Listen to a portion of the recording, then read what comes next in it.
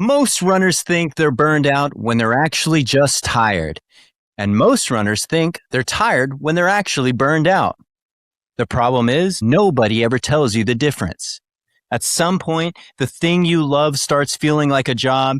Every run becomes a workout. Every workout becomes a measurement. And every measurement becomes a judgment about whether you're getting better or worse. Today, we're talking about how to identify burnout before it steals your love of running. We're also answering some of the most common questions I get about running 100 miles. What hurts? Why people do it? And whether a normal person can actually finish one. And finally, I'm sharing a mental trick that saved more races for me than any shoe, gel, or training could ever have. Because at some point in every ultra, your brain starts looking for an exit. And that's when I use something called the next aid station rule. It's simple, it's effective, and it works for a lot more than running. So, if you've ever felt burned out, wondered if you could run 100 miles, or found yourself looking for a way out when things got hard, this one is for you. Cue that intro music. Who says you need to fly to reach the top? Keep beating your block till your feet are hot. Get your head out the sand, join the flock. It's okay to run scared, we enjoy it a lot. Welcome back to the Ostrich Running Podcast. I'm your host, Nick Miraz, and with me, as always, occasionally, sometimes, every now and again, the guy in the GPT hat, Jarett, the Juice, Horton. It feels like it's been a while, but it hasn't been that long this time, I think. A couple of weeks. No, couple weeks. Yeah, not too bad. You know, I went a little MIA on this show, even myself. I pulled a juice. You were relaxing for the last couple of weeks, huh? Relaxing? Or not relaxing, I mean, doing other things than... Yeah. It's kind of the topic of the episode. Yeah, it's the topic of the episode. It was a few weeks. This is the longest I've taken off of running that wasn't forced by an injury. And we'll talk a little bit about it as to why I did what I did, because most people would think if you're not injured and you're not running, what's going on? What did you think when I wasn't running? I was worried. I'm always worried when you're not running. Well, you weren't the only one, because even my coach was messaging me like, hey, I hope everything's okay. Right. I'm not sure if this is more about taking a break or if there's something deeper. And I was like, I swear, I promise you it's a break. I just needed to get some stuff done around the house. Yeah. I think from everything that you've talked about over the years, when you're not running, you said the little rat inside grows and things start happening. So we kind of started to get worried. Yeah. Which is understandable. Yeah. So I guess for our listeners just tuning in who want to know what the episode's about, today we're going to talk about a few things. We're going to be talking about burnout, what it is, how to identify it. We're also going to go through questions that I've been getting a lot as this race season starts, people wanting to do a 100-mile race. So I've been getting quite a good amount of questions of what did you do? How would you do this? And I think this is a good opportunity to answer some of those questions, because if they're asking it, they're probably not the only person wondering about it. And I got a cool little mental hack for anybody running these 100-mile races that they can use this little hack.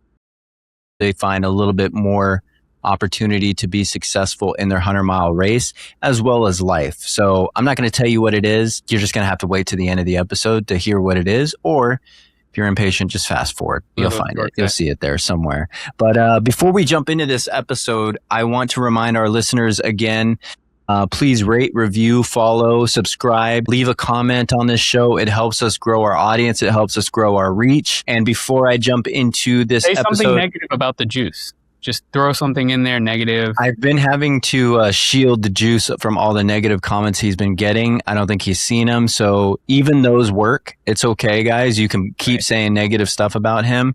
He doesn't even read the comments, so don't worry about it. And we'll take it. We'll take the engagement.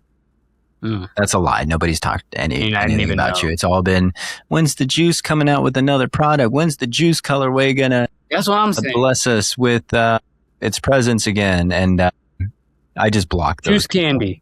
Juice candy. When's Juice candy coming out? That Juice candy, that Jandy. That's That's a flavor. Please go rate, review, follow the show. We appreciate it. Helps us reach new audiences. And before we jump into the episode, I'm going to fire this out real quick because I've gotten pretty good at it. Thank you to us, Ostrich Running, one of our sponsors, for sponsoring this show. You're so great there, Ostrich Running, for giving us these products, this platform, everything that you provide for us. Ostrich Running, you are the best. Visit ostrichrunning.com and make sure that you check out the ostrich salt that they have there, the cross country shirt, one of our many famous hats that are out there. Juice hat. The juice hat. That one's actually very low on supply, just so you know. If you are going to get it, you better hurry up and get it before it runs out. We have the cold shoulder for these hot summer months that are already starting to get hot around here. Arizona, I saw somebody running 106 degrees in Arizona for a 5K. That's crazy. Stupid. Yeah. Get yourself the cold shoulder. Cool your body down. Enjoy those runs. Our next sponsor, Alethea Run. The Alethea running sensor is basically a running lad that fits in the palm of your hand, sits on the small of your back to be more, clear and exact and precise. But it gives you all the data that you need to help keep you running and moving longer, better, healthier, stronger. It's an amazing piece of equipment that's always been a part of my training plan. And especially when I start a new cycle, I want to make sure that everything is working properly, that my form is good, that I need to make sure that I don't run the wrong way and cause more injuries than necessary. And you shouldn't have any injuries, but they are a part of the game. So at least you can see it. Visit alethea.run to check out the running sensor today and use code RUNSCARED10 for 10% off your already affordable running sensor. And our final sponsor, the Damn Accident Attorneys. And damn, we made it. We made it to finally getting the sponsorship of an injury attorney lawyer. Have you been hit by a damn car while you've been running at night? Have you been hit by a damn car at a race? Please go to damnaccident.com and share your application there if you have. They have access to an incredible team of legal counsel and help. They will give you a free onboarding call and talk about your case and see whether or not you should pursue moving forward with your case. Damnaccident.com, the best damn attorneys right there. And they are serving all of the U.S. Is that, or I mean, all of the U.S. All of the U.S. Okay. Majority of the U.S. So yeah, if you're out there listening to it, you know somebody, you've been that somebody, please stay safe. Wear your cross country Ostrich running shirt so you don't get hit in the middle of the night, because it will keep you bright and ready to go. That's our sponsors. We got 3 now. That's awesome. Wow. Amazing. Wow. I cannot believe it. We're doing big things on a small stage. But let's jump into this first segment, Juice. I can answer one of the questions right now from your intro. What's one of the questions that... You do have to be crazy to run 100. You have to be crazy? Yeah, you have to be nuts. I think you said you did jump forward to the second segment, which is ask me about 100 miles and knows. I want to talk about burnout. I just wanted to skip ahead and let you know. I know you did. You're excited. I know you can't wait to get to the question portion. You love asking questions about all this stuff. I do. But Jarett, from me, a runner, I hear burnout. I think one thing, what do you think about when you hear the word burnout? Obviously, you probably think about it as in a professional standpoint, right? But also an athletic standpoint. Well, yeah, the athletic standpoint, just you've been doing it so much that it's not fun anymore. You don't get the same enjoyment. Yeah, I guess that applies to both the business sense and the other sense. Just like, yeah, have you experienced burnout? I can't think. Of course. And recently. And in the business sense, I've felt burnout.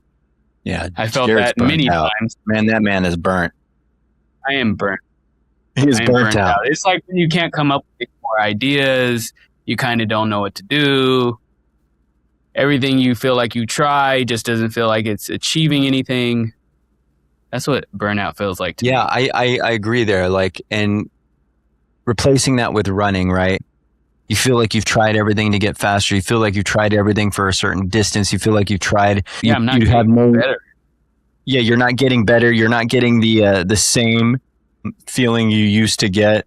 Have you ever experienced that playing soccer? I mean, I know now you have a different approach to soccer. Yeah, than when you what play something, when you do something every day, I feel like you get burnt out easier. It just starts to become a job. This might be an unintended wrong episode to do for the Juice to have some fuel for his argument to stop all of us. But I think it was a necessary topic, and I agree. And that's because this is something everybody goes through. So you're on to something, I think. Yeah, definitely. And I think athletes in our space go through it. I think it is a tough thing to identify. You would think that you could easily identify it, but I'll tell you what, from experience, it's kind of hard to see. But once you've seen it, it's a little bit easier to identify. And I'm going to go ahead and go through a couple things that I did to help me with the burnout. Well, real quick, let me tell you a little thing. Me and my friend were just talking about this for the World Cup. And he was like, my dream would be to play soccer just like they're playing soccer. And I was like, yeah, I understand that. But at the same time, like, there's Brazilian Ronaldo. And it seemed he got injured, I believe, and then he tried to play a little bit after that. And I was telling my friend, you'd be amazed how much when you do something since you were 4, and it just becomes like a job, even at that level, even when you're like revered as a god. Like, I'm sure even at that level, they're burnt out. Like a little bit. Like your whole life is just surrounded. I was just going to say that. It's your whole life. I mean, especially when they were plucked out of the system at 9, 10 years old. And it's been that work ethic for 85. Yeah, for 20, 30 years of this. Eventually, the beauty is that they get to retire. Yeah. But I mean, some of them don't. It's like still Messi is never going to be able to go anywhere in his life. Can't do anything without the camera being on him all the time. Yeah. Like, I wonder if Michael Jackson ever was like, I'm burnt out of just being a celebrity in journey. I just saw like a mini documentary. I don't know if it was 60 minutes. And this has nothing to do with running. It was just, this crossed my mind as you said this. Remember, what was his name? Richard Simmons. I want to watch that. Okay, so he went MIA for the last 10 years of his life, and they talked about like what he had went through as a kid, being raised Catholic, the pressure, the being bullied. He always had these things going on, and when he got out in public, like, that is a man who had to be on, right? If you weren't Richard Simmons' energy, and you saw Richard Simmons and he wasn't the Richard Simmons that you saw like dancing around, having a good old time, right? Your view of him would be like, oh, well, he's not really about that life. So he spent so much time just being that person the whole time. And he had an injury, I guess, like a hip or a leg injury. And you could just see that he just didn't have what he used to have before. And then he went in hiding for 10 years. And he was about to kind of do a 60 minutes interview with Diane Sawyer and kind of tell her, he had reached out to her and he's like, I'm ready to tell my story. And she had set it all up. Well, it turned like he ended up having a fall and he died from the fall, like out of his bed before they could do the interview, which I thought was crazy. Like, but anyway, that's kind of like my ADHD mind and going off on a tangent, but it's not a tangent. It's like, I can't imagine what you have to go through being on everywhere in your life. Because like you talk about all the time, it's not just running. Like, you have to be on when you're training. And then even after you're tired, you have to come home and be a dad. Yeah. And you have to be on. And you have to be on and be a coach. Yeah. And on top of that, like, I love this. Like, most people will run, right? And train for their race, and that's it. I'm running to train for my races, but I'm also running to run for this brand, to build this vision, right? That's just, you have to really love running in order to have this stuff happen all day. But and this is going to bring us to our point of burnout today. It's hard to always be on, like you said. And I know that at some point I have to make a decision to not separate, but to manage and appropriately manage my time of where I spend everything, right? So I identified these signs, and I think we talked about this a little bit. My coach always schedules like a week after each race in order for me to just kind of reset and then go back into like a training cycle again. But this one was a little bit longer than was planned.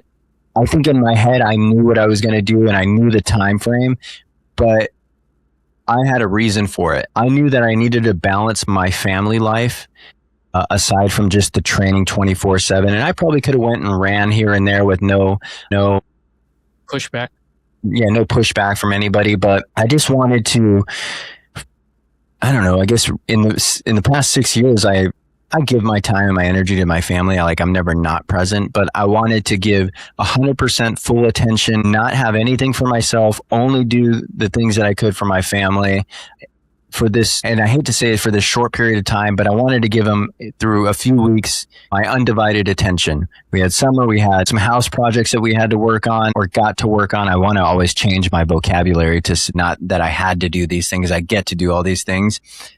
But I knew that if I was going to go right back into this next training block, one, I would never have the energy to do any of the stuff that I did because I get so tired all day, mentally draining, physically draining. You just have nothing left in the tank. Then to go, if you're a person who can do this stuff, man, you're a superhero, because I can't come and work on a room and raise the kids and take them to school and paint and prep and run the business and run my training stuff. It's just, that's personally, I probably could, but I know something else is going to suffer down the road. Something will eventually break. But I found these cues that I probably should miss running. So when I come back, I have a new form of excitement for it. Right. And I just started running after 3 weeks. Boy, you lose fitness very quickly. It's a shame. It is a damn shame. Damn accident. It is a damn shame. So I have a question. So should you embrace burnout when you feel it, or is it something you should push through?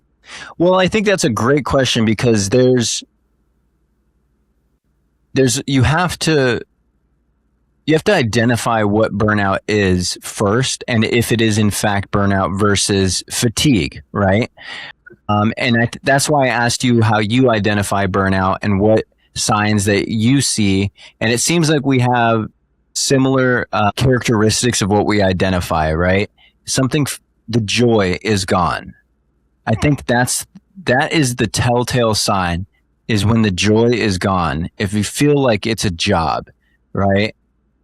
You need to find and maintain and manage that joy at all times, because that's why we got into this stuff. There was joy that brought us to the starting line of many races. There was joy in finishing. There was joy in just getting out there and moving and these small accomplishments. But as you progress, right, and you hit accomplishment after accomplishment, right, the accomplishments become less and less. You've knocked a lot of things off the list. Like, can I run for a full mile? Can I run for a full 5K? Can I run for a full 50K, or the 100 next mile? level harder, right? Yeah, and it is. And it takes a lot more effort to knock off the next,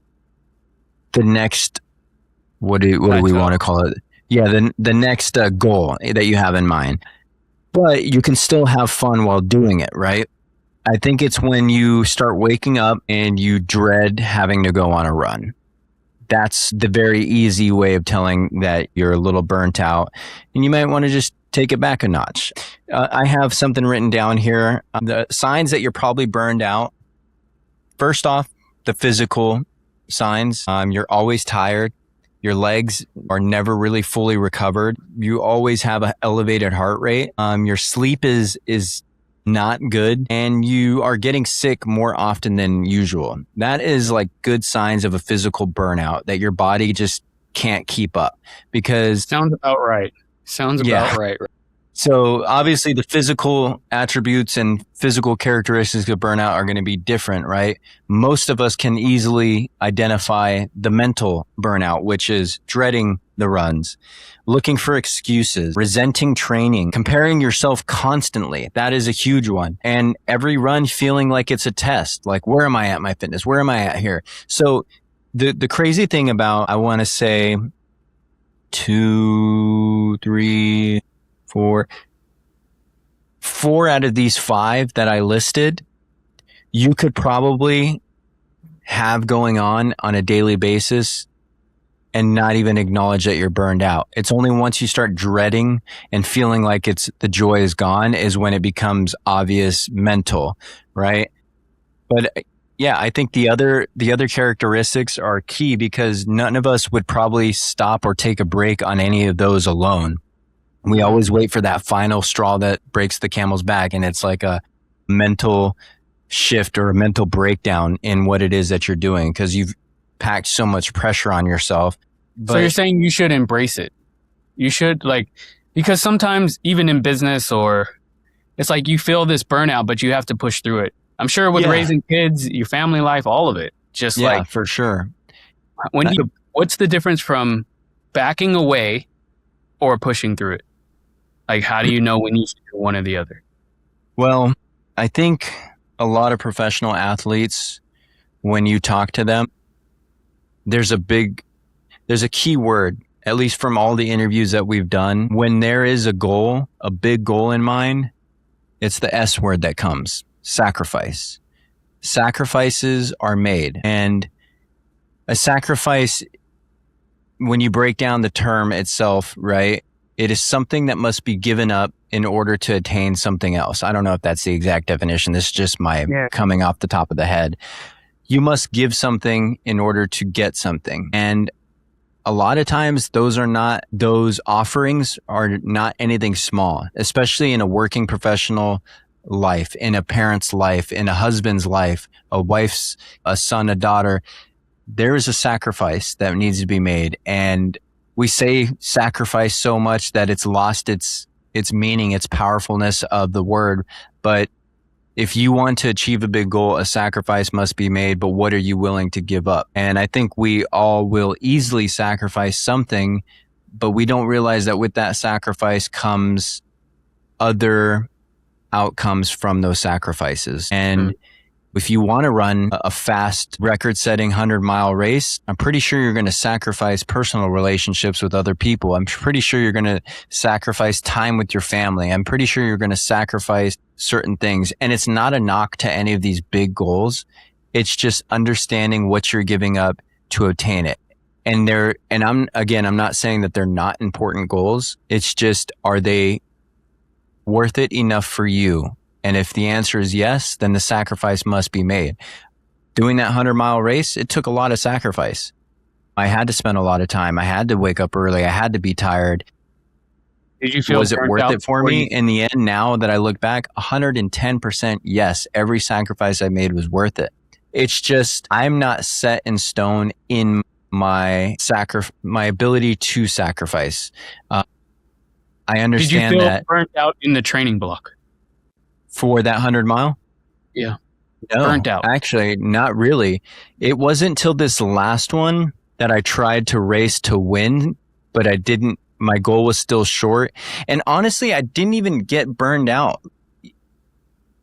I'm not saying that I was burnt out just yet, but I could feel it. And I know that if I rolled from this race, did everything that I needed to do, and still started a training cycle, I was going to be burnt out before that race even started. So I wanted to make sure that this next training cycle had 110% effort like I gave it for my 100-mile race. So you can see it coming.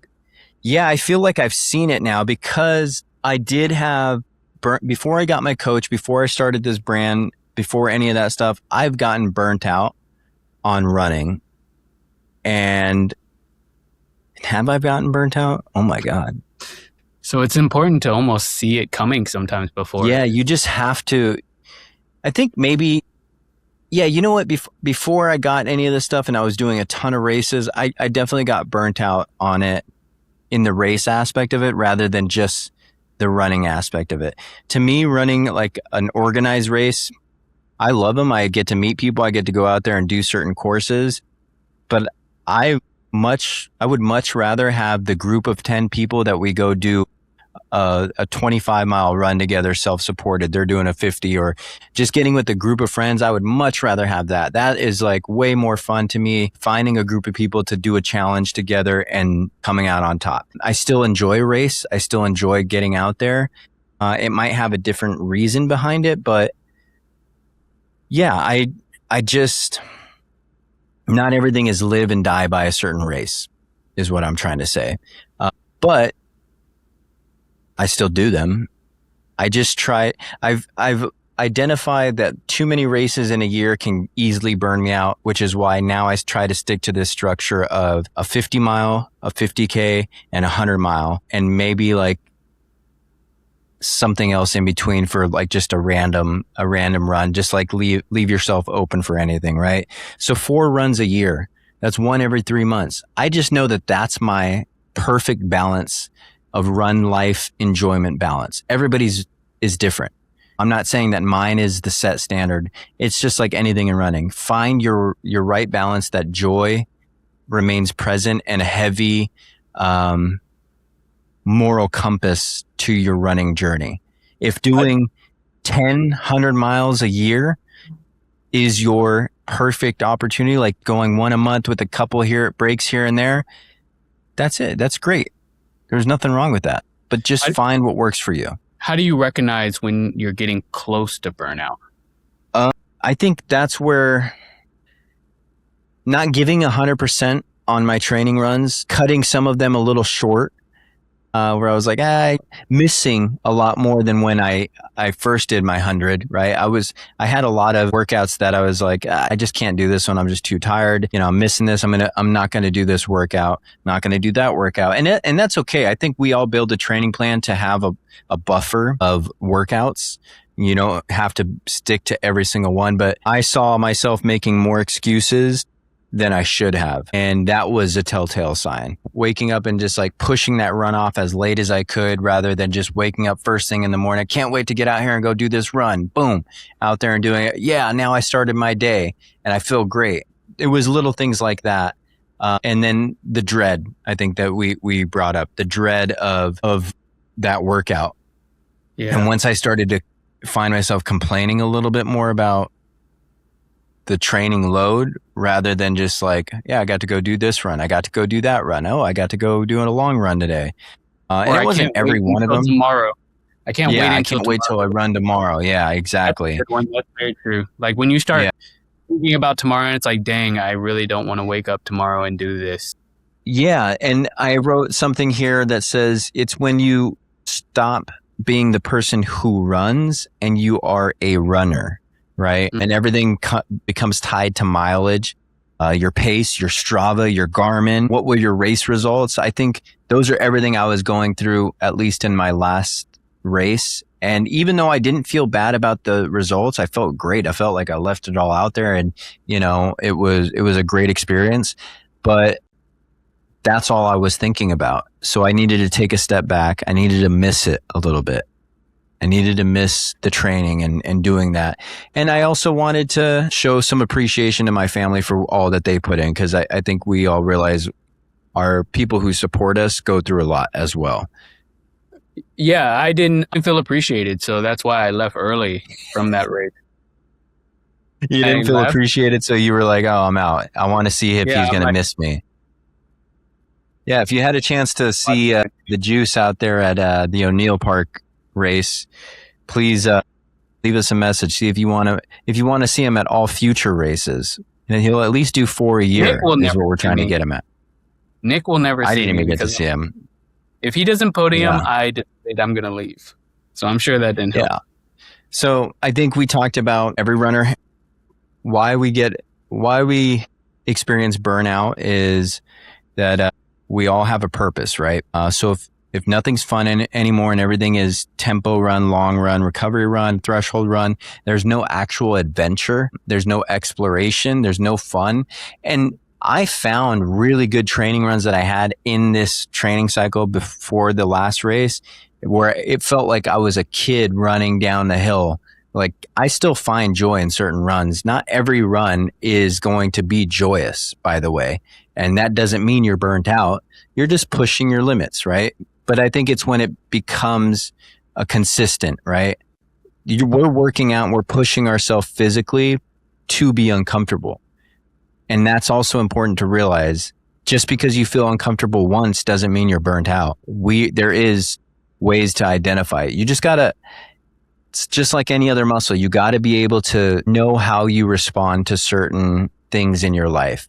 You need to be in tune with your own body and mind. I think me going through the journey that I've gone through in the past 7 years has really worked out that muscle where I can identify what I need, where I am heading through therapy, through all of my sobriety stuff. I think that is super important. And I am grateful that I'm constantly working on that muscle to just prepare myself. Emotional intelligence is the word I'm looking for. Having a strong emotional intelligence will set you up for so much success in just avoiding burnout while running. Okay, so it's not burnout every time that I start to run a mile, and on the second lap, I'm just like, I really want to stop right now. No, you're just being a punk. That's what that is. Okay. We need to do on the next episode is the juice a punk for being so tired after 1 or 2 miles. Being a punk versus burnt out. What's the difference? Being a punk versus being burnt out. Well, I don't want to say that 2 miles is not hard, because if that is somebody's new goal, you should be proud of that. I'm talking to you, the juice, directly. You're an athlete. You have more to give. Push it. Just push it, man. Don't be comfortable. And we're going to talk about this stuff later in life, like how all of this stuff ties to your everyday life, your professional life, your personal life. If you can push the limits physically, then you can push the limits mentally in your life. I'm burnt out after 2 laps, and then I finished the other 2. So you should be happy. Yeah, well, then you are learning discipline and how to push through an uncomfortable situation. But yeah, so there's a couple things that you can do. Like I talked about, I just took about 3 weeks off. Probably wasn't the smartest thing to do because I lost fitness, but whatever. It is what it is. I'll gain it back. That's the other thing, is like doing these distances has built confidence, right? I know I can do it, so I'll get back there. That's also the other thing, is I didn't feel so scared to lose fitness. I almost just kind of embraced it. I'm like, yeah, you're going to lose some fitness and it's going to suck when you start running again, but you can get back to where you need to. So that's kind of fun. Let's just see like where I can go from it. And I really do have like a new set of a refreshed sense of joy and excitement for the sport just in 3 weeks. Right? It did feel like a while, by the way, but I was also preoccupied with so many other things that it also went by very quick. But you can take a week off. It's not that fitness is disappearing in that week. It's just your ego panicking. Try to run without data. I honestly think that this little tip has way more power than most people think. I think every person who has a run streak or is training or who is on Strava or using a Garmin, I think we should all take at least 1 run a week where we don't even wear our watch. Mm-hmm. I challenge you to do that. I challenge anybody to do that. Just don't wear it. Hey, guess what? You did the run. It's there. You can manually enter it if you want. You know, if you lie about your distance, you're only cheating yourself, but put in, I'm going to go run for an hour. I know we've watched so much data. We know how long we need to be out there for how many miles. You're probably doing the same course that you've done 1,000 times. So it is what it is. Just go run it without any data. Go run it without a watch, and just learn to appreciate what it is. Right. And I think that one is just such a powerful tip to help you get through these burnout periods. Speaking of running the same trail 1,000 times, run somewhere new trails, new route, new scenery. That is going to bring a whole nother set of excitement. And you're going to explore new places. This is kind of what we went out and wanted to do it for anyway. Why we sign up for these races, you get to explore new places. Run a route backwards, not physically backwards, but start at the end. If you run it backwards, please don't go to damnaccident.com and tell them that Ostrich Running told you to run down this mountain backwards and sue me, because that is not what I'm saying. But lower the stakes. Not every season needs to be your best season. Just get out there and move. I think that you're going to find that you actually improve probably more than you would have if you put that pressure on overthinking it. So yeah, burnout happens when the joy leaves before the miles do. And I think that's enough. I'm burnt out on this section. Okay. Yeah, I'm burnt. I'm identifying the burnout in this segment. Do you have any last thoughts? I want to do an episode on knowing when to quit. Knowing when to quit. Well, what are we talking about? Just, I don't know. One day I want to do an episode on knowing when do you just quit. I think you quit something. When does the burnout get so bad? Well, is there quitting or is it taking a break? Because quitting is trying to stop something for good, right? Right. I think this would help a lot of people in their normal lives too. We should never quit. Maybe if the joy never comes back. Maybe if you should only quit something that. Go ahead. No. I was just going to say, so you get burnt out as like level 1, then you take a break. Like if you came back and you were instantly burnt out again, maybe you should quit. Just stop working out altogether? Yeah, quit working out? Well, I just want to get you, quit running. So you would just start playing soccer or something. And so I just want to get your take on that for another episode. Well, I think like even that's in life. So with your couple, in your relationships, I think that applies to everything, because burnt out is like one level, but then when do you just give up? I think when something is physically, mentally, and spiritually affecting your body and your life in a negative way, but consistently, then that's probably when you need to take a step back and think about, I should probably not be doing this anymore. Okay. So maybe, yes, it's okay to quit running for good. If it's killing you. If it's your escape or your drug to not have to face anything else in real life, maybe you should quit. But when you're quitting something, you need to look at the deeper rooted issues. What am I actually avoiding with this? What am I using this as a form of avoidance for? But I don't think we're ever going to quit something unless it's killing you. Maybe. I don't know. What would it take for you to quit Ostrich Running, the brand? What would it take? If, just like in running, if you don't see progress for the next 3-5 years, would you quit? No, that's in not. Running, but you see, you can't say that. This is a deeper episode. We don't have to get into this right now. Yeah, we can think about it. How about that? I don't. Yeah.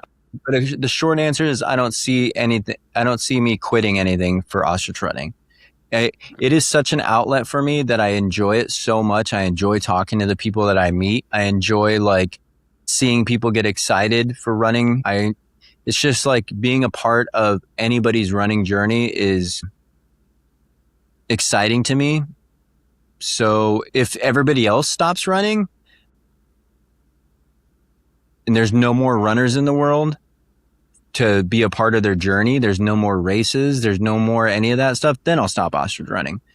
But I don't ever see that happening. So sorry. All right. We'll explore this on another episode. It's great though, because this kind of leads us into our next segment, right? The questions I've been getting from a lot of people on social media, through messages, through emails, through conversations. I've had some great phone calls with people I've never even met, by the way. I think you would think that's pretty awesome. I think I've jumped on phone calls. Like I've always said, hey, if you ever have any questions, and I mean this, anybody listening, if you ever have any questions about electrolytes, fueling, training, what you should do, message me. 9 times out of 10, we're going to end up on a phone call together, and I'm going to talk with you probably for another 40 minutes But personally, and I'll do that for as long as I can while I'm still able to do that. I enjoy this stuff that much. Just being able to share knowledge and share an experience with somebody. I think it's so cool. It's so fun. But I've been getting a lot of questions from people who are actually going to be starting their own 100-mile race this year. Don't do it. Well, the question that I get pretty often is, and this is actually from non-runners. I think when people have done it, they know that it's possible, but you won't get burnt out if you never The question is, can anybody run 100 miles? And the answer is yes. No. Anybody can. No, they cannot. Anybody can run 100 miles. You have to be mentally built for that. No, you cannot. No, you don't have to be pre-built mentally. You can learn these things. I'm not, the real question is, where the answer changes is, can anybody run 100 miles with a week of training? Can anybody run 100 miles with a year of training? Can all of those, once you start setting a timeline, right, it just depends. But it can be done. Nick was born to run 100 miles. This man has partied for a week straight before he started running. Nobody else. If you can't party for a week straight in your 20s, then don't try and run 100. You're not. I think there's a lot of people who never did that I see running 100 miles. So they did something else where they stayed up for 4 days, or they were in the military and or they have some type of traumatic experience. Nope. We haven't interviewed. I want to interview just one person with no traumas. With no trauma, like how was your childhood? It was good. Well, it was just great. Did you go through anything else? No, not really. I just really enjoy running. What do you learn from this? Nothing crazy. I just like doing it. I like it. Yeah. I want that interview. I don't think you'll ever find a person who has finished 100 miles and was like, yeah, no, I didn't really learn much. Yeah, I just loved running and I just kept running like Forrest Gump or something. Yeah, but I don't think you'll ever find anybody. Exactly. That's why I think you have to be built for it. No, I don't. I think that's a different question is, do you ever not learn anything from a 100-mile race? And the answer is, that was a double negative, by the way. The answer is no, you will always learn something from a 100-mile race. Trauma, That's trauma does not matter. You will learn something about yourself, whether you've been through stuff or you haven't been through anything. If you're built as a runner, if you've been an athlete your whole life, if you were only an athlete just for the 100-mile race, you will have learned something in there. So, of course, I definitely agree with that. I don't think that. But I think you have to be built to finish. No. Well, you've learned to build yourself to finish along the way. I want to interview that person. I want to find one person. I don't think you'll ever find that person. Yeah, because I think everybody who runs 100, there's a demon inside. Has a life-changing experience. No, 100% it's a life-changing experience. But I think there's a demon inside that you're fighting that's worse than the 100. I think there's something inside that's fighting, that you're outrunning a demon inside to be able to run 100. I don't think you just run 100 unless you're being chased by something worse. So unless you're being chased by something worse, does it matter? Like, is there a demon called the I wonder demon, and it's just straight curiosity demon? Like, I'm just so curious of what it's like to run 100 miles that I'm going to try it. I think they say that, but I think if I challenge them, I'll find the demon. Like, there's something traumatic that happens in your life that you're actually running from. Because I think you can learn the same things in the beginning. Like, if you just go out and run a marathon, like, it's very, very hard for a normal person to go run a marathon. And that also has its own demon in there too. It does. For a marathon distance. You finished that and it was just like, okay, I saw the demon on my marathon, but I want to see him more. Like, I want more of the demon. More of that. I want to fight the demon more. You're like Bruce Lee. Like, you cannot be Bruce Lee unless he was being chased by something in his head. The Bruce Lee is as badass as he was because they showed it and all his thing. Like, he would just on set just start fighting some random thing on set, and they were like, "What the heck just happened to Bruce Lee?" And he was fighting this demon in his head. That's why he got so good. And I think the same thing happens with you 100-milers. Maybe. I don't. It all depends. So can anyone do it? I would challenge and say no. Unless I'm going to give you the old philosophy college answer. It depends. Jarett, it depends. Maybe yes and no at the same time. All and nothing at the same time. Schrodinger's cat. Don't open the box and you won't find out. Crazy that you even know that along with everything else. I guess you have a master's degree. It's like the people who climb up the side of buildings with no rope. Like, can anyone do it? Technically, yes. But really, you have to be built different to overlook, to feel like you're dying and then just like run through that. I see. I'm going to challenge your points right now. Have you ever jumped off a cliff into the ocean? I wouldn't say that high. Like, not a really high one. I remember as a kid going up to the top. I remember going up, like, now I don't know how big it is, but as a kid going up to the top of, like you were challenged to go to the top of an Olympic diving board. What is it? That's a 40-foot. Yeah. Okay. That's a 40-foot? I don't know. It just felt like, God, it felt like you were on Mount Olympus when you were a young kid. And then you go up there and everyone's like, he won't do it. He's a chicken. And I think I did it. I don't know if I did the top one. There's a middle one too or something. I had to jump off the top one in the Navy. Of course. Well, in the Navy you did. But I'm sure as a kid, like young Nick, if you would have challenged him, he would have been like, okay, I'm going to do it. Like if someone let him up. Well, I did a jet ski ride from Long Beach to Catalina, and we were with like a bunch of like 20-year-olds too, and everybody went to go do this cliff jumping off on Catalina, and I want to say that one of them was probably like 40 to 50 feet. We were on a pretty high one, right?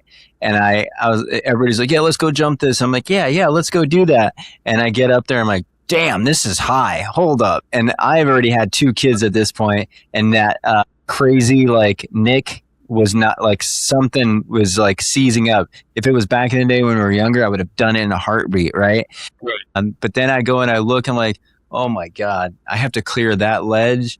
This is pretty high up, and they've all jumped, and I'm like, well, I can't walk down this. This is embarrassing if I walk down this thing now. So we're just doing it. So I ran and I jumped, and I just remember going and then like choking up because I couldn't even scream. And then I hit the water so hard that my watch flew off into the ocean. I was just like all jacked up. I'm like, okay, that was good. Let's go. And that was it. But it was a lot scarier than I remember jumping off things, but I still did it. Yeah. I don't know, man. It's tough. It's hard to know what you're made of unless you actually push it. And I think that's what at least running 100 miles isn't really going to cause you to die. Not as much as hanging off the side of a building is with no rope. You have to be different for that. 100%. So yeah, that's why I think you have to be completely different to go jump a motorcycle over the Grand Canyon, when really all it is to really do is be good at physics, right? And hit the speeds that you're supposed to hit, and everything else will do the work, and you just go, right? Yeah. But you have to have that daredevil mentality. So that's why I think it's something completely different. And that's why I say a majority of people can run 100 miles. Do you think most people can jump out of an airplane? I would say with a parachute and somebody 30% of people. But I mean, well, okay. I think 100% of people could if you have a parachute and the plane's crashing. True. I think I could finish 100 miles if a bear was slowly walking behind me. You know what you should do, Jarett? How long do you think it would take you to walk 100 miles? God. If 3 miles is 45 minutes, what's the math on that? So that's 30 times 45. That's 4,500 minutes divided by 20. 4,500 minutes. What are we doing here? Gosh, this is why we didn't do math. 4,500 divided by I'll let the master's degree figure that out.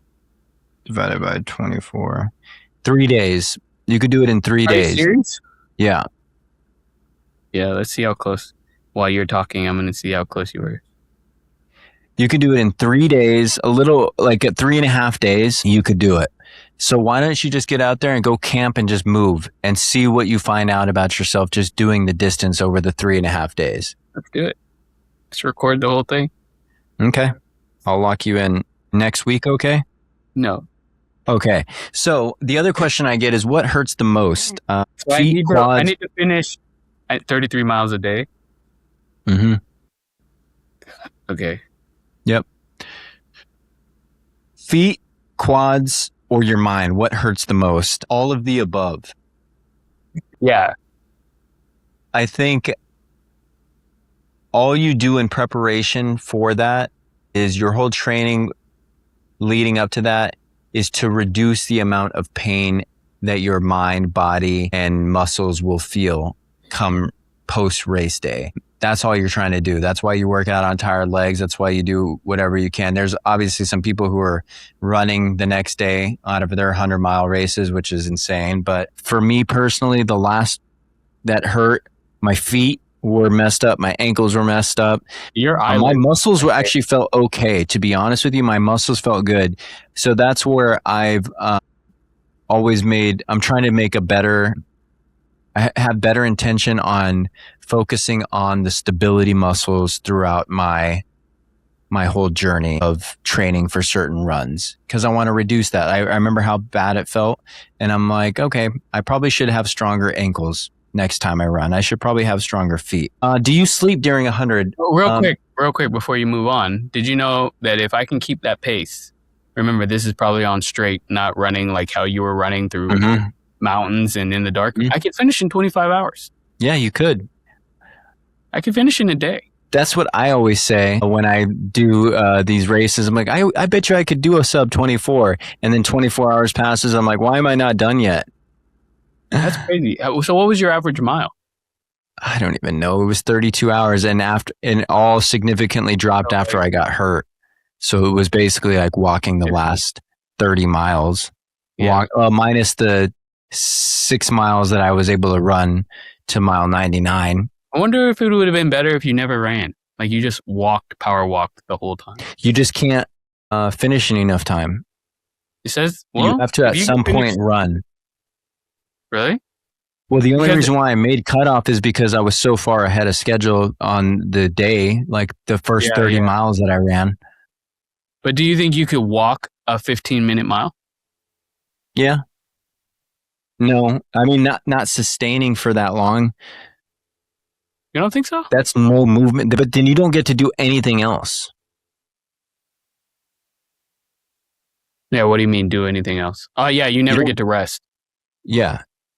Yeah, that's straight. It has to be, you just have to average 15 minutes a mile. So maybe you just ran 2 laps, walk 2 laps. Ran 2 laps, walk 2 laps. Yeah. And that's where a pace plan comes into play. Because we're getting pretty long on our episode, I have to go through this stuff. Do you sleep during 100 miles? The answer is yes. When my body needs to sleep, I took 5-minute naps, 10-minute naps here and there, and just tried to let my body get back to it. But I went out there not trying to sleep. So I don't think most people do sleep. Maybe they do. I do well at night and staying up. So I could do 2 days on my own, probably, even though I was pretty exhausted, but I think that was a fueling thing towards the end there. But I had to like go to sleep for about 5-10 minutes at a time, about 3 times. So probably about 30 minutes in total that I fell asleep. How much food do you eat? A whole bunch. You have to practice your fueling strategy. Every long run that you do is a dress rehearsal and the training block leading up to that. You need to make sure whatever it is that you're consuming is what you're practicing on those long run days. And you have to stick through and consume your proper amount of calories based on your pace. Your carbs and calories all need to match that pace that you're performing. Nick eats worse in the training block. He eats worse in the training block. So then when he gets up to the running week, he could basically eat anything. And this training block, I'm trying to gain weight. I'm trying to bulk up. I wonder if I can train for this 140-mile run and bulk up at the same time. That's the new challenge. So he's going to eat 3 times more, guys. 3 times more pizzas. I'm doing about 300 calories an hour. I forget what that comes to, about maybe 50 to 60 grams of carbs an hour. But you're eventually going to have to eat real food and learn how to run on eating real food, because you're going to get tired of it. And that's the last thing you want to do, is not be able to eat food and crash, because your body will not be able to make it. You have to learn to force feed yourself. That is the biggest thing. What's the biggest mistake first timers make? I think the biggest mistake is underfueling and underhydrating with electrolytes. You think that you feel good in the early parts of the race, so you're like, oh, I don't really need to eat yet, or I could probably skip a gel or two. That stuff is not for the immediate. It is for the miles 60 through 100 is why you're staying on that track, and that super important plan of eating and fueling properly. I think that is the biggest mistake that most people make, is they stop fueling, and even veterans stop fueling midway through. Do people actually throw up? Yes. People throw up often. I throw up even on a 6-mile run, just because sometimes my gut just gets super sensitive, and it probably doesn't help that I ate like a whole chili cheese fries and chili cheese dogs beforehand, but that's for a different thing. Shout out Nick's coach. Shout out to my coach. Yes. My coach, she threw up and still finished her 100-mile and won it. Shout out Sally. How many times do you want to quit? Man, I think this is different for people, but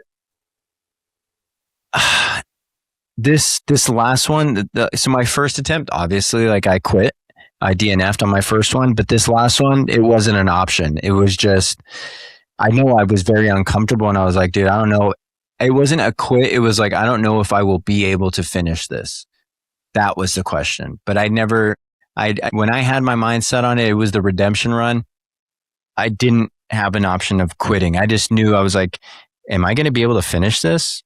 That was the biggest one. When does the race actually start?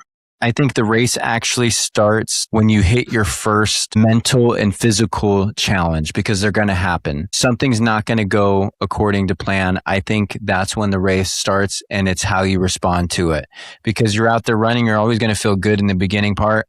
So maybe your race actually starts at mile 10 because you twisted your ankle and you're like, now I really have to get through this for the next 90 miles, or maybe 60 miles, 70 miles. You felt good for 80 miles, right? And then you still have a marathon left. When you get to mile 80, you, Nick? When did it start for you? When did it start for you on the 100?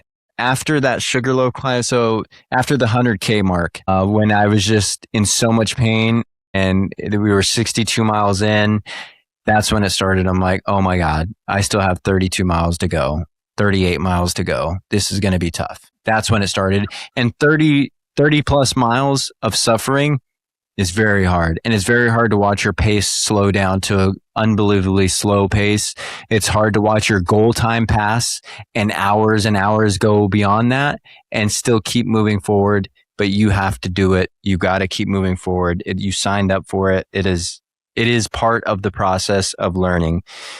Do you ever hallucinate? I haven't hallucinated, but I might be a little different because my level for hallucination is pretty high. I felt tired. Those are friends to Nick. Those are not hallucinations. Hello, darkness, my old friend. Hello, Nick. Oh, hey, buddy. Hello. Welcome Nick back, hallucinates Nick. I'll tell you, Nick hallucinates in his normal life all the time. He just doesn't recognize those hallucinations. So I've been hallucinating for the past 20 years. This is all a dream. Right. None of this exists. He's not married. We just tell him that he is, and he has kids. Yeah. Can you walk and still finish? Yes, you can. As long as you set yourself up for success and you adjust your aid station plans accordingly. That is the other thing that is like a really underrated hack, is to take as little time as you can for as many aid stations as you can until you can no longer have a quick aid station visit. If you can keep it to 5 to 7 minutes per aid station, you are going to bank so much time that if something goes wrong, you can walk and finish at the end. Do you think someone would die if they cartwheeled 100? Wait, can you pause and go to sleep for the night as long as you don't move from that spot? Or does it have to be a constant? We're talking about 100 miles, you not cartwheels. You can cartwheel. It's on flat ground, but it's a cartwheel 100. God, I'm not answering that. Or I'm gonna much? do the backwards. I'm gonna do the backwards 100. I know you're trying to finish, but I'm just you have to the do backwards 100. What is the backroads 100? You're not allowed to run forward. The back. Oh, the backwards. Yeah. Ooh, okay. I like that. I think I've ran some miles backwards because my quads were so dead that I would just go up the hill backwards. And I want people training backwards. What's scarier, starting or finishing? Definitely the starting line is the scariest part of any race, and I still get scared at every race, no matter the distance. Do elite runners suffer too? And we asked this question because we were wondering, and the answer is yes, 110%. They still suffer. They are just masters of suffering through their movements. They're masters at it. It's a masterclass of mental toughness, but they feel everything that we do. We're all going to be sore after that. And if anything, I think we also heard that they applaud us middle of the pack and back of the pack runners more because we actually spend way more time on our feet than they do. Go ahead. I just want to say real quick, I would think it's scarier to finish because after it's like winning an Oscar. It's like, what do I do now? But go ahead. That's what you think. I think it's starting. But then the thing is, if you go run another one again, you're not scared to finish. You're scared to start because what you're about to go through again. Okay, got it. That makes sense. Why do people keep signing up? Is that your question, Jarett? Yeah, I snuck a couple questions in here. Why do people keep signing up? Why? Skip that question. I don't know. You did it. We're on the journey to figure this out. You did it. You ran 100. Just run for fun now. Why should someone try one? Great question. This is a very good question. Why should someone try a 100-mile race? They shouldn't. I think you find a whole new level of what you're capable of, and the amount of confidence that you gain in the rest of your life is unmatched through any other type of experience that you can do without putting yourself in some crazy, crazy danger, right? Like, yeah, I'll go run through a pool of gasoline that's on fire to try and come out the other side and appreciate life. Like, oh my God, I made it. Oh, I cannot believe. You don't have to do that. A 100-mile race is going to push you through everything it's like what Jarett said about an Oscar, right? This is why a movie should win Best Picture is, right? It gave you an emotional roller coaster. It taught you something. It gave you this whole arc, this storyline, and you were taken through a journey of a movie, and you're like, oh my God, I laughed, I cried, I was in it. I was so excited for it to start. I was so sad for it to end. And now I look inwardly and I thought about myself from the message that the movie was giving me. This could be your life if you run 100 miles. You can be your own main character in your own journey that is your life, and you get a first row seat to the experience of this. I love your face right now. And I think you come out the other end a whole new person, better for it. Even if you don't finish it and you get as far as you can, you still come out a different person. You have a drive. You have a passion for something. You've realized oh my God, I ripped that Band-Aid off and it hurt so bad that I had to stop ripping the Band-Aid off. But what I'm going to come back and rip the rest of that Band-Aid off. But first I got to put the whole Band-Aid back on again and then rip it off. And maybe I'll get through the whole Band-Aid this time. And that's the beauty of going to try it, to fail it, to go try it and succeed. You are going to be a whole nother person. And it looks like I have no time for Jarett to respond to this. Wow. I really will have something. I think it would be better. I think it would be better if you just ate a lot for the next 3 months, didn't train at all, and then ran 10 miles or a half marathon. I think you can get the exact same 100 miles. Let's go. Let's see what it's like. I'll give this to you next year. I can go through all those roller coasters without training and just doing a half marathon. No. If you don't train, if you train a half marathon, you have to do something further than what you haven't done. Oh, if I did it again right now, I'll go through probably a lot. You think so? Let's do it. I'm signing you up. I'm going to sign you up for a half marathon, and you tell me if you felt the same stuff. I don't want because what if you finished it and you're like, oh my God, it's because I've been running 2 to 4 miles a day, and I actually had a better base than I did when I started, and it wasn't as bad as I remember. What would you do then? Yeah, then you're right. Then I have to go up more to get that same feeling. But I'm just saying you could learn all that stuff the first time.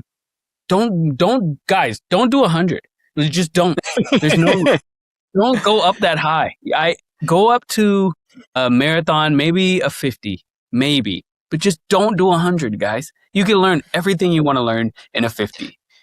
Try 100, try a 50. If you are going to try 100 though, I do recommend doing as many 50s as you can just to see what your body does, because Nick learned everything in a 50. He's just going to 100 to try and see if there's something else there. He's trying to find the mystery in like the longer There was distance. something new from a 50 mile that I learned in 100. Now I'm going to find out if there's something new in 140 mile. Okay. Maybe you're right. What was the difference? The difference was I thought I was done. 50 the first time. I thought I was done, and I didn't realize my tolerance for pain was as high as it was, and still moved. I pushed through. I wasn't in pain like that, because if you were in that pain at mile 30, you still have under a marathon to go. I had a 50K to go, even more than a 50K. I had 36 miles to go before I could even be done. You learned that you're capable of more. Yes, 100%. So that's what I'm saying. Like the 100 really hurt. It really hurt. So I'm pretty sure if we put you in another 100, you're going to learn something completely different. Yeah, I think you're right. I do want to eventually do 100 where I don't feel as terrible at the finish. I think that's impossible. We'll find out then. Not as terrible. Yeah. I mean, you're going to feel terrible, but I just want to be able to finish and run through and be like, man, that was really hard. Like all those runners that you saw who came in 5 hours before me, 6 hours before me. I want there 5 hours before you, but I get the idea. But you were we there. Had a tracker on you. I was there maybe an hour, and that was hard. That was one of the hardest things I've ever done, is sit out there in the cold and wait for Nick to come around that corner. You're like, oh my God, this is so boring. He's been out there for 32 hours. This guy is so selfish. I didn't want to stand for 2 hours. And I'm like, how did this guy run? Standing for 2 hours. So selfish. What a jerk. He made me come out here and wait an hour for him. Another good idea. While you're running 100, I'm going to have another 32 stand-a-thon where you're only allowed to sit when Nick sits. Our next segment, we have to push through this because we are so far behind on here. But the next aid station rule, before we leave and close this out, I want to tell you about the next aid station rule. This is basically, it's the principle that you never quit in a bad state. You never make decisions when you're hungry, you're angry, you're lonely, or tired. You use that HALT principle. So if you're hungry, don't make a decision. If you're angry at the fact that you're not on pace, don't make a decision. If you're out there in the middle of the night, solo, in the middle of nowhere, running 100 miles, and you're like, oh my God, this is terrible. I just need to get to the next aid station and quit. I'm going to quit right here because I'm by myself. I'm out here. There's nobody with me. If you're tired, right, don't quit. Just wait. Okay. In a race, you are going to feel terrible. The brain is going to say, I'm done. The rule is do not quit now. Get to the next aid station. So if you're at mile 50 and you're at mile 50 aid station, you're like, this is it. I still have another 50 miles to go. This is crazy. There's no way. I'm feeling terrible right now. Tell you what.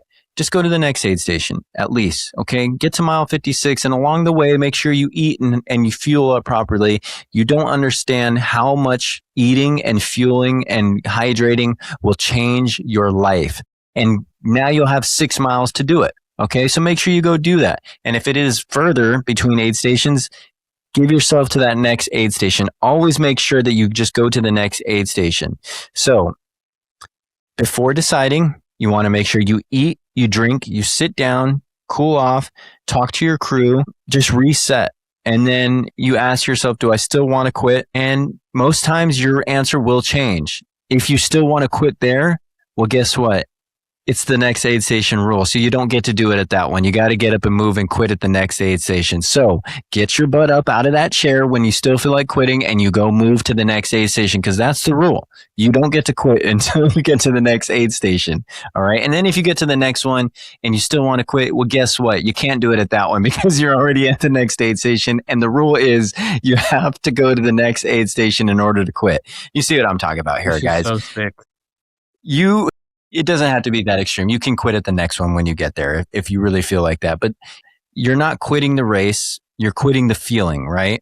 And feelings change, and they've changed quickly in a race, even for the worse and for the better. The next aid station rule isn't about running. It's also about life.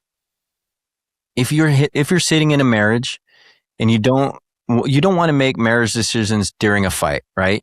You get up and you go to the next aid station. I like it. You want to make sure that you're in the middle of a fight, you're angry, you're sitting there. Just give it a minute and wait it out. Don't make rash decisions in that moment. Same with the business, right? Ostrich Running is not making any sales. Nobody even cares about this. It's been 2 years. Like, what am I even doing here? I'm just shutting it down right now. You know what? I'm going to wait till the next aid station. And what's my next aid station? How about the next time I make 5 sales in a week? How about I quit at that point, right? That'll be the next aid station, right? Those are your reset points. Do you still want to quit? No, I'm excited. I just made 5 sales in a week. That's so awesome, right? Feelings change, okay? There are times that I sit here on a call with Jarett before, any of this stuff. And I just go, I'm like, what am I even doing, man? Like, is this even working? Is this happening? And you guys keep me on track and you tell me, yes, it's working. You're doing it. Like, you don't understand. You're getting sales all over the country. Just quit on the next call when you talk. Just quit on the next call if you like it. And you know what? The next call comes and I don't. I'm excited again because I went on a run and I thought of a new idea. Parenting. Don't quit parenting, okay, in the middle of a tantrum. Wait till you have another kid, and then you can quit. I like it when you get inspirational. I like when you get inspirational, Nick. It's good. It's true. The biggest one and the easiest one for me is sobriety, right? We say take it a day at a time, right? A day at a time, okay? Don't quit on Don't this quit one. on quitting. Well, all you have to do is take it a day at a time. Stay sober for just one more day, okay? Hey, what was it? Wilson Phillips? And we hold on for just one more day. This does not apply if you're using drugs. If you're using drugs, this does not apply. Quit now. I used the next aid station rule when I was using drugs. That's why I was using them for so long. I'll quit tomorrow. Quit tomorrow. We don't want to quit right now. Okay, yes. So this only applies to certain things, but you get the logic behind it, right? For Route 66, I'm not running 140 miles. I'm running aid station to aid station, right? Leapfrog to leapfrog. I don't have to look at it as a whole. Take things out, little bite sizes, right? When you look at the whale in one big size, it looks like a whale. But if you just little by little, you can slowly eat that whole whale over 4 hours. Or at least I could. I like it. Nobody finishes 100 miles all at once, right? They finish one aid station at a time. And I think that is the approach that you must have when you're doing the next aid station rule during a race. It's going to keep you in the race. It's going to keep you in life. It's going to keep you in your marriage. It's going to keep you being a present parent. It's going to keep you in that business a little bit longer, because if you can stay a little bit longer, that's where the magic happens. Also, being able to understand when it's time to say when. This is the most important thing, is know your body, right? We can't stay out there until we die. Okay. Live to fight another day as well. Okay. That same goes for all of those things. But I think, we want to understand that burnout happens when we live too far into the future. I think runners who stay in this sport the longest learn to focus on what's right in front of them. And I have learned that, right? I think my kids are just like me, and they're future tripping a lot. And I see that in them, and I see that in myself. And running has taught me to just focus on that mile and make sure that I can just be present for what's here. So just focus on what's in front of you, the next run, the next mile, the next aid station, the next step. Right? That's what you need to do. Thank you so much for coming in week after week, listening to us banter, listening to us hang out. We appreciate the messages that you send us, the support, everything that you do. You make us get to the next aid station. Juice, do you have something to say? Yes, I always have something to say. First, thank you guys. This has been a great experience, and I appreciate all the listeners. Second thing I want to say is, Nick, do you think the next time that you run 100 that I could walk? I'm not going to walk fast, but I'm going to stay on my feet. Whenever you're on your feet, I'm on my feet. So for those, hopefully you can finish it in 24 hours by then. I'm just going to be I'm just going to go start walking down the coast of California. So as long as you're going, I'm going. Do you think that would be a good challenge?